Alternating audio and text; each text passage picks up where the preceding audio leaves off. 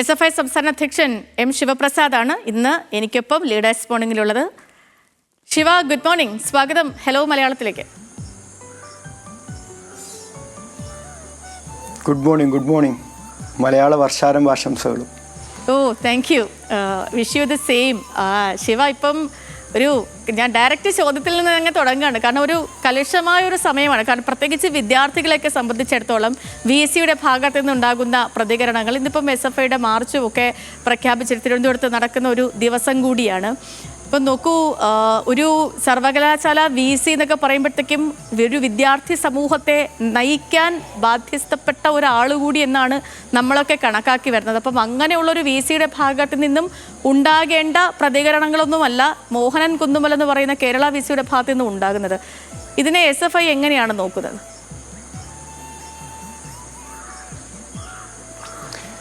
നമ്മൾ മനസ്സിലാക്കേണ്ട ഒരു പ്രധാനപ്പെട്ട കാര്യം, കഴിഞ്ഞ ഒരു 4-5 വർഷമായി കേരളത്തിലെ സർവകലാശാലകളിൽ എന്താണ് നടക്കുന്നതെന്ന് വളരെ ഗൗരവത്തോടെ കേരളത്തിലെ പ്രധാനപ്പെട്ട മാധ്യമങ്ങളും വിദ്യാർത്ഥി സംഘടനകളും പ്രധാനപ്പെട്ട രാഷ്ട്രീയ പാർട്ടികൾ, പ്രത്യേകിച്ച് ഇടതുപക്ഷവും ഗൗരവത്തോടെ അഡ്രസ്സ് ചെയ്തതാണ്.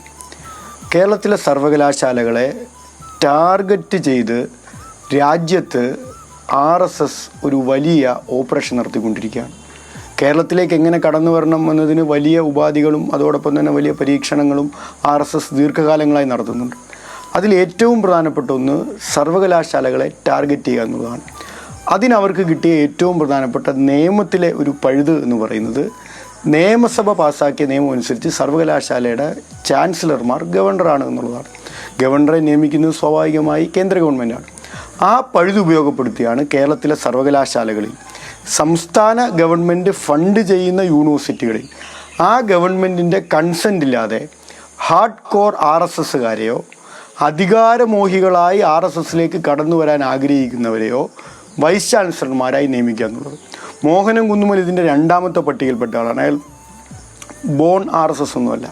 പക്ഷേ അധികാര കസേര ആര് കൊടുക്കുന്നു, ആ അധികാര കസേര കൊടുക്കുന്ന ആൾക്ക് വേണ്ടി എന്തു പണിയും ചെയ്യാൻ ഒരു മടിയുമില്ലാത്ത ആളായി മാറിയ ഒരാളാണ് ഇപ്പോൾ നിർഭാഗ്യവശാൽ കേരള സർവകലാശാല വൈസ് ചാൻസലറായിരിക്കുന്ന ശ്രീ മോഹനൻ കുന്നുമൽ. നിങ്ങൾ മനസ്സിലാക്കേണ്ടത്, യജമാനനെ സന്തോഷിപ്പിക്കാൻ, ആരാണ് യജമാനൻ? RSSും ഗവർണറും അദ്ദേഹത്തിൻ്റെ യജമാനാണിപ്പോൾ.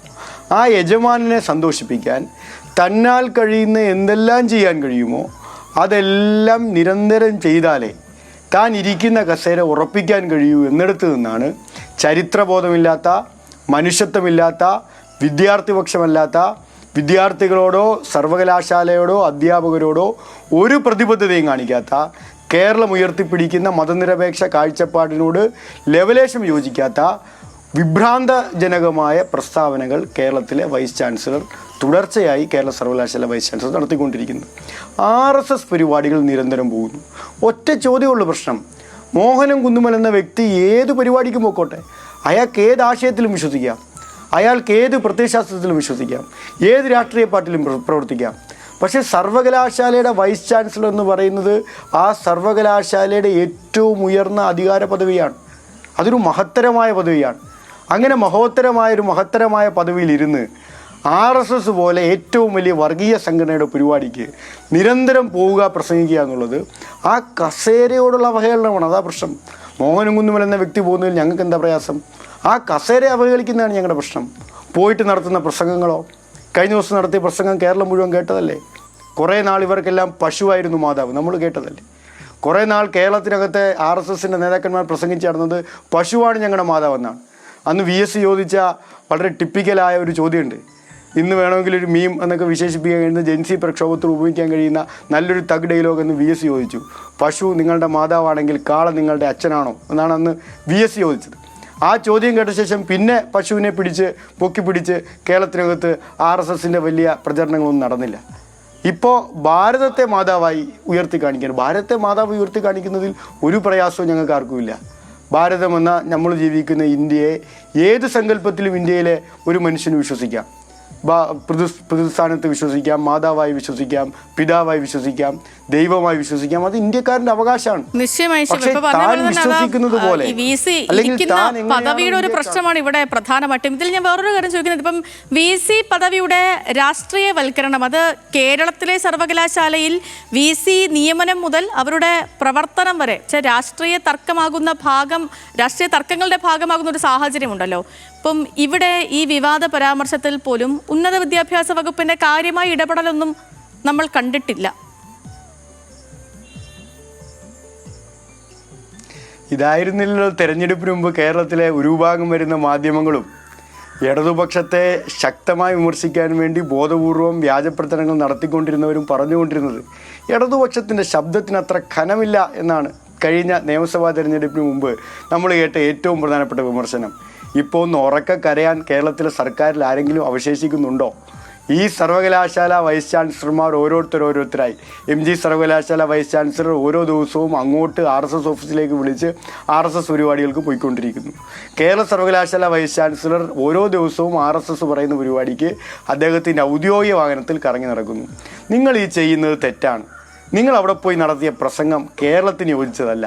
നിങ്ങൾ അവിടെ പോയി നടത്തിയ പ്രസംഗം നിങ്ങളിരിക്കുന്ന പദവിക്ക് യോജിച്ചതല്ല എന്ന് കേരളത്തിലെ ഉന്നത വിദ്യാഭ്യാസ മന്ത്രിക്ക് ഇത്രയും മണിക്കൂറുകൾ കഴിഞ്ഞിട്ട് ഒരു പ്രസ്താവന ഇറക്കാൻ കഴിയാതെ പോകുന്നത് ഞാൻ തറപ്പിച്ച് പറയുന്നു. നിങ്ങൾ തെറ്റിദ്ധരിക്കരുത്. അത് മന്ത്രിയുടെ വ്യക്തിപരമായ കഴിവുകേടേയല്ല, ഞാൻ തറപ്പിച്ച് പറയുകയാണ്. അത് കേരളത്തിലെ UDFൻ്റെ നയസമീപനമാണ്, അവരുടെ രാഷ്ട്രീയമാണ്. കേരളത്തിലെ സർവകലാശാലകളിൽ ഈ കുഴപ്പങ്ങളെല്ലാം ഉണ്ടാക്കാൻ നേതൃത്വം കൊടുത്തത് വൈസ് ചാൻസലറും ചാൻസലറും RSSുമാണെങ്കിൽ അതിൻ്റെ മൂക സാക്ഷികളായി മൗനാനുവാദം കൊടുത്ത് പിന്തുണ പ്രഖ്യാപിച്ചത് അന്നത്തെ പ്രതിപക്ഷമായ കോൺഗ്രസ്സാണ്. അതിന് റിവാർഡ് കിട്ടി. നിങ്ങൾ ചർച്ച ചെയ്തില്ല. കേരള സർവകലാശാലയിൽ സിൻഡിക്കേറ്റിൻ്റെ പാനൽ ഇറങ്ങിയപ്പോൾ ഒന്നാമത്തെ പേരുകാരനായി വന്നത് RS ശശികുമാറാണ്. ആരാണ് RS ശശികുമാർ? അദ്ദേഹം സേവ് യൂണിവേഴ്സിറ്റി ഫോറംകാരൻ എന്ന നിലയിൽ നിങ്ങൾക്കൊരു പക്ഷേ പരിചയമുള്ള ആളാവും. നിങ്ങൾ മനസ്സിലാക്കേണ്ടത് മോഹനും കുന്നുമലും RS ശശികുമാറും ഗവർണറും കൂടി ചേർന്നിട്ടാണ് കേരളത്തിലെ ഓരോ സർവകലാശാലകളെയും എങ്ങനെ കൈകാര്യം ചെയ്യണമെന്നും ആ സർവകലാശാല ഭരണം എങ്ങനെ അലങ്കോലപ്പെടുത്തണമെന്നും സർവകലാശാലയിലേക്ക് എങ്ങനെയാണ് RSSകാരെ ഉൾപ്പെടുത്തേണ്ടതെന്ന് ആലോചനയും ഗൂഢാലോചന നടത്തിയത് ഈ 3 പേർ ചേർന്നാണ്. അങ്ങനെ ഗൂഢാലോചനയിൽ പങ്കാളിയായ ഒരാൾ എങ്ങനെയാണ് കേരളത്തിലെ UDF ഗവൺമെൻറ് അധികാരത്തിൽ വരുമ്പോൾ സിൻഡിക്കേറ്റ് പാനലിൽ ഒന്നാമത്തെ പേരുകാരനാവുന്ന ഒരു പരാതിയും കേരളത്തിലെ ലീഗിനില്ലല്ലോ. ഉന്നത വിദ്യാഭ്യാസ വകുപ്പ് തന്നെ ലീഗിൽ നിന്ന് കോൺഗ്രസ് എങ്ങനെയാണ് തിരിച്ചെടുത്തതെന്ന് അവിടുത്തെ UDF പല ഭാഷ്യങ്ങളും പറയുന്നുണ്ടെങ്കിലും RSSൻ്റെ നിർദ്ദേശപ്രകാരമാണോ ആ വകുപ്പ് കൈമാറ്റപ്പെട്ടതെന്ന് കേരളത്തിലെ മുഖ്യമന്ത്രി ഒന്ന് വ്യക്തമാക്കുന്നത് നല്ലതാണ്. എല്ലാത്തിലും കേരളത്തിനകത്ത് സംഘപരിവാറിനോട് യോജിച്ചു പോകുന്നൊരു മുഖ്യമന്ത്രിയും UDFും ഉള്ളപ്പോൾ എങ്ങനെയാണ് ഇത്തരം മാറ്റങ്ങൾ ഉണ്ടാകുന്നതെന്നും ആ മാറ്റങ്ങളുടെ തുടർച്ചയിൽ എങ്ങനെയാണ് നിശബ്ദത ഉണ്ടാകുന്നതെന്നും വളരെ ഗൗരവത്തിൽ കേരളം പരിശോധിക്കണം. ഒന്നും മിണ്ടുന്നില്ല. ഞങ്ങൾ ചോദിക്കുന്നു ആവർത്തിച്ച്. നിങ്ങളും ചോദിക്കുന്നതിൽ കുറച്ച് വീഴ്ചയുണ്ടെന്നാണ് എൻ്റെ പക്ഷം. കാരണം നിങ്ങൾ മന്ത്രിയെ കാണുമ്പോൾ നിലവിലെ ഈ അനാവശ്യ വിവാദങ്ങളിലൊന്നും പോകാൻ താല്പര്യപ്പെടുന്നില്ലെന്നാണ് നേരത്തെ ഉന്നത വിദ്യാഭ്യാസ വകുപ്പിന്റെ നിലപാടായിട്ട് മന്ത്രി പറഞ്ഞത്. അപ്പം ഇതൊന്നും അനാവശ്യമല്ല, ഇതൊക്കെ ആവശ്യമുള്ള കാര്യമാണ്. അപ്പോൾ ആവശ്യമുള്ളതിലെങ്കിലും പ്രതികരണമൊക്കെ ഉണ്ടാകുമെന്ന് പ്രതീക്ഷിക്കാം. ശിവ, ഞാൻ മറ്റൊരു വിഷയത്തിലേക്ക് കൂടി പോവാണ്. കാരണം സമയപരിമിതി കൂടി കണക്കിലെടുത്തുകൊണ്ട് കാലടി സർവകലാശാലയുമായി ബന്ധപ്പെട്ടുള്ള SFIയുടെ നിലപാടിലേക്ക്. കാരണം ഇപ്പം ഈ സർവകലാശാലയിലെ വിഷയത്തിൽ SFI ശക്തമായ പ്രതിഷേധം ഉയർത്തിയിരുന്നു. പ്രവർത്തകർ അറസ്റ്റിലായ സാഹചര്യമുണ്ട്. ഇതിപ്പം ഒരു സംഘം വിദ്യാർത്ഥികൾ ദേഹോപദ്രവം ഏൽപ്പിച്ചെന്നും തന്നെ കയ്യേറ്റം ചെയ്തെന്നും മാനസികമായി പീഡിപ്പിച്ചു എന്നും ഒക്കെയാണ് വൈസ് ചാൻസലർ സിസ തോമസ് മുഖ്യമന്ത്രിക്കും ആഭ്യന്തരമന്ത്രിക്കും ഒക്കെ പരാതി നൽകിയിരിക്കുന്നത്. എന്തായിരിക്കും SFIയുടെ തുടർ നീക്കം?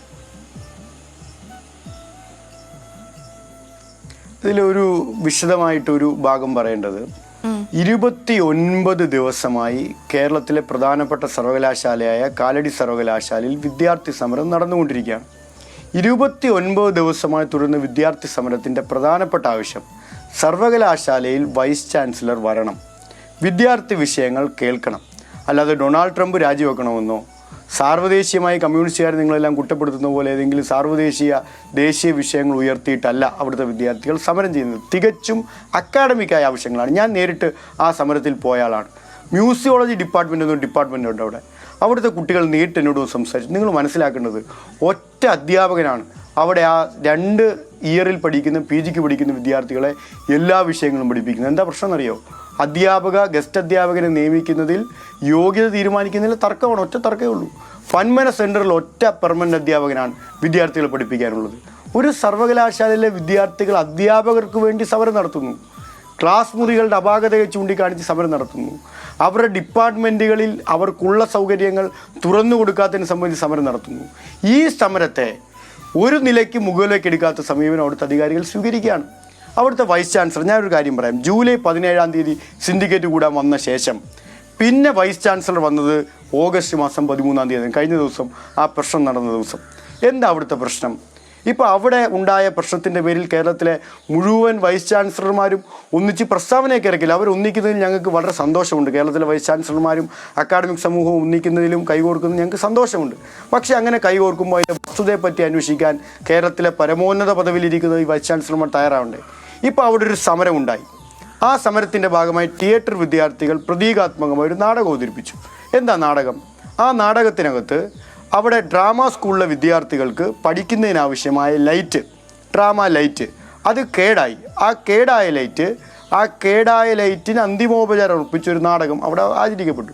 ഇപ്പോൾ അവിടെ മരണശയ്യ തയ്യാറാക്കി, അല്ലെങ്കിൽ മരണപ്പെട്ട ഒരാളെ തയ്യാറാക്കി അവിടെ നാടകം നടത്തിയത് ശരിയാണോ? ഞാൻ തെറ്റാണെന്ന് പറഞ്ഞാൽ നിങ്ങൾ ഉറപ്പായും കൊടുക്കാൻ പോകുന്ന കാർഡ് SFI സംസ്ഥാന പ്രസിഡന്റ് ആ സമരത്തിൽ തള്ളി.